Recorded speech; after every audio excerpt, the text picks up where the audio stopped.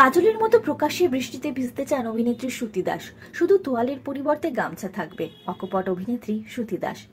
আপনাদের সবাইকে স্বাগত সিনে গসিপে।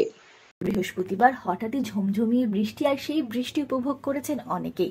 এই বৃষ্টিতে গা ভিজিয়েছেন অভিনেত্রী শ্রুতি দাসও। গামছা জড়িয়ে শটান ছাদে চলে গেছেন তিনি। বৃষ্টি উপভোগ করেছেন, ভিডিও তৈরি করেছেন, সামাজিক মাধ্যমে শেয়ারও করেছেন অভিনেত্রী।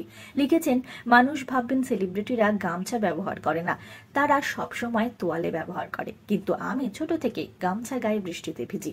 হঠাৎ এরকম মন্তব্য কেন করতে গেলেন শ্রুতি দাস? সংবাদ মাধ্যমের তরফ থেকে যোগাযোগ করা হলে অভিনেত্রী জানিয়েছেন, অনেকেই আমার জীবনযাপনে কটাক্ষ করেন, আমি গামছা গায়ে দিয়ে ভিজবো, তাতে যদি মানুষ লোক দেখানো ভাবেন, আমার কিছু করার নেই। মাটির সঙ্গে সবসময় জুড়ে থাকতে পছন্দ করেন শ্রুতি দাস।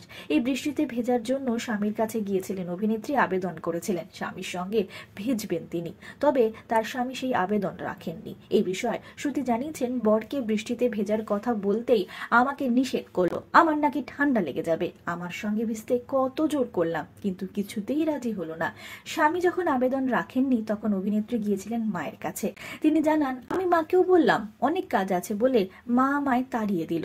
অভিনেত্রী তাই একাই চলে গিয়েছেন ছাদে।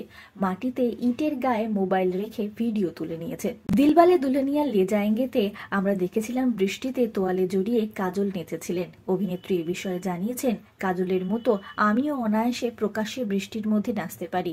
এটা তো একটা আলাদা ফ্যান্টাসি, তবে ওর তোয়ালে ছিল, আমার গামছা থাকবে। তো বন্ধুরা, আপনাদেরও কি শ্রুতির মতো কোনো ফ্যান্টাসি আছে নাকি? বৃষ্টিতে ভিজতে আপনারা কতটা পছন্দ করেন জানিয়ে ফেলুন কমেন্টের মাধ্যমে। বিনোদন জগতের আর অনেক খবর নিয়ে চটজলদি ফিরে জুড়ে থাকুন আমাদের সঙ্গে।